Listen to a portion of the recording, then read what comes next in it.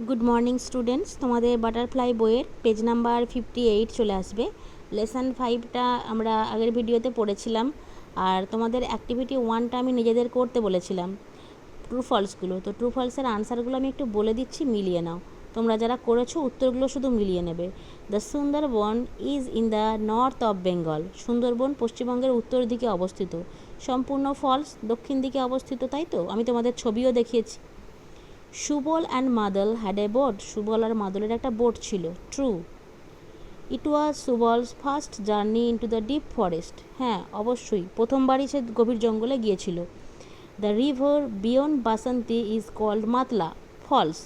Beyond Basanti নাম ছিল বিদ্যা। প্রথমের নাম ছিল মাতলা, বাসন্তী পার হওয়ার পর হয়ে গিয়েছিল বিদ্যা। তো এটা তোমরা মিলিয়ে নাও। আমরা এবার পরের গল্পটা একটু পড়ে নেবো, আর অ্যাক্টিভিটি 2টা আমরা পরেই করব, ঠিক আছে? তো পরে গল্পটা আমরা কন্টিনিউ করছি, দেখো। মাদল ওয়াজ দ্য এল্ডার ব্রাদার। মাদল ছিল বড় ভাই। এল্ডার মানে কি? বড়।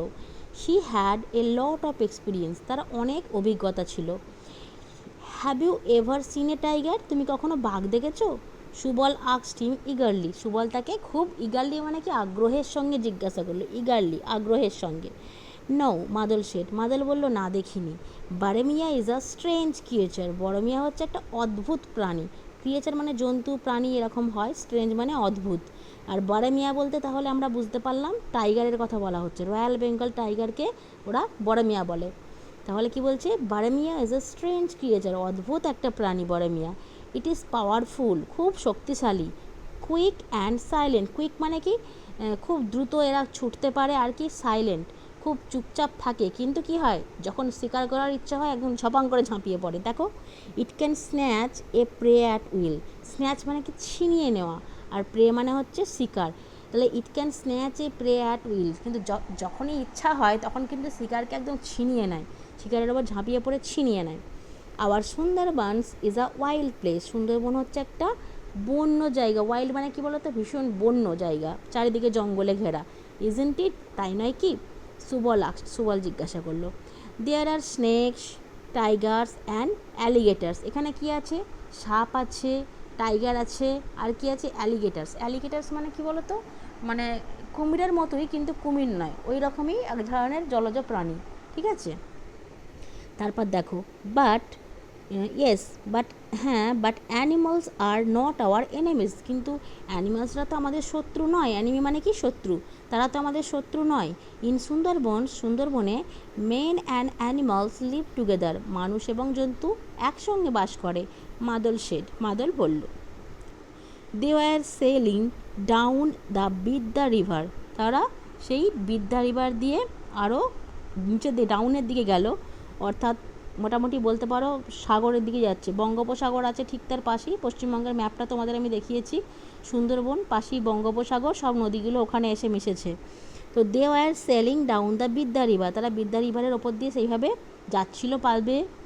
The river water was salty here. সেখানে নদীর জলটা ছিল নোনতা। কেন নোনতা? সমুদ্রের কাছাকাছি চলে এসেছে। সমুদ্রের জল আমরা নোনতা হয় জানি।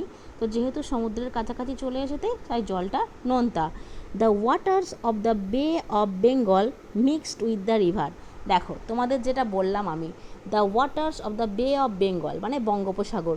বঙ্গোপসাগরের জল এখানে এই নদীর সঙ্গে মিশে গেছে, বিদ্যা রিভারের সঙ্গে মিশে গেছে। Don't deep your hand into the water. তোমার হাত জলের মধ্যে ডুবিও না। ডিপ কথাটা কিন্তু আগে আমরা পেয়েছি। কোথায় বলো তো? একটা গল্প পড়েছিলাম, দুই বোনের গল্প। লাঠাইটা জলের মধ্যে পড়ে গিয়েছিল, হাতটা ডুবিয়েছিল তোলার জন্য, সেখানে ডিপ কথাটা পেয়েছিলাম। তাহলে don't deep your hand into the water. জলের মধ্যে হাত ডুবিও না। ওয়ার্নড মাদল। মাদল ওয়ার্নিং দিল। দেয়ার আর ক্যামোটস ইন দ্য রিভার। এখানে নদীর মধ্যে কী আছে? জলের মধ্যে ক্যামোটস আছে। ক্যামোটস কি সেটা আমি তোমাদের দেখাচ্ছি পরে। আগে আমরা গল্পটা পড়ে নিই, ঠিক আছে? Subal jogged his hand away. Subal সঙ্গে সঙ্গে কী করলো? হাতটাকে সেখান থেকে সরিয়ে নিল।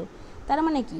সুবল হয়তো জলে হাতটা ডোবাতে যাচ্ছিল, সেই সময় মাদল তাকে সাবধান করলো যে জলে হাত ডুবিও না, এখানে ক্যামোটস আছে। হ্যাঁ, তখন সুবল সঙ্গে সঙ্গে হাতটা সরিয়ে নিল। আর দে ক্রোকোডাইলস? সেগুলো কি কুমির? নো, সেড মাদল। না না, কুমির না। ক্রোকোডাইলস আর বিগার। ক্রোকোডাইল তো আরও বড়। ক্যামোটস আর ক্রিয়েচার্স অফ দ্য ওয়াটার। ক্যামটস হলো এক ধরনের জলজ প্রাণী উইথ শার্প টিথ, এর দাঁতগুলো ভীষণ ধারালো, শার্প মানে কি ধারালো, আর টুথের প্লুরাল নাম্বার হচ্ছে টিথ।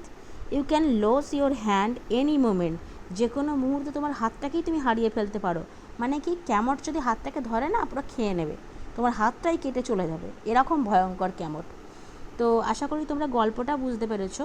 প্রত্যেকটা ওয়ার্ডের মানে কিন্তু আমি তোমাদের বলতে বলতে এসেছি। তবুও যদি কোথাও কোনো রকম সমস্যা হয় অবশ্যই আমাকে জিজ্ঞাসা করবে। আর ক্যামট কী জিনিস তোমাদের আমি একটা ছবির মাধ্যমে দেখাচ্ছি। এর আগে সুন্দরবনের লোকেশন দেখিয়েছিলাম তোমাদের, আজকে তোমাদের আমি ক্যামটের ছবি দেখাবো। এই দেখো ক্যামটের ছবি, এটা হচ্ছে ক্যামটের ছবি, ঠিক আছে। আর একটা জিনিস দেখো, এর দাঁতগুলো দেখেছো, এর দাঁতের ভিতরের ছবিটা এখানে দিয়েছে দেখো। এটা করে যদি একবার কামড়ায়, কাউকে ধরে, তাহলে তার হাত আর আস্ত থাকবে? সেই জন্য মাদল সুবলকে বলেছিল যে হাত ডুবিও না, হাত একদম তোমার কেটে নেবে, খেয়ে নেবে একদম। বুঝতে পেরেছো? তাহলে এটাই হচ্ছে ক্যামটের ছবি। তোমরা গল্পটা পড়বে ভালো করে। আর গল্পটা পড়তে পড়তে আমরা বুঝতে পারছি যে সুন্দরবন মানে সুন্দর একদিক দিয়ে, আবার কত ভয়ঙ্কর, মানে ওখানকার জীবনযাত্রা মানুষের কত ভয়ঙ্কর, কত বিপজ্জনক, তাই না? তো যাই হোক, তোমরা গল্পটা ভালো করে আগে পড়ো, ওয়ার্ড মিনিংগুলো অবশ্যই ভালো করে পড়বে।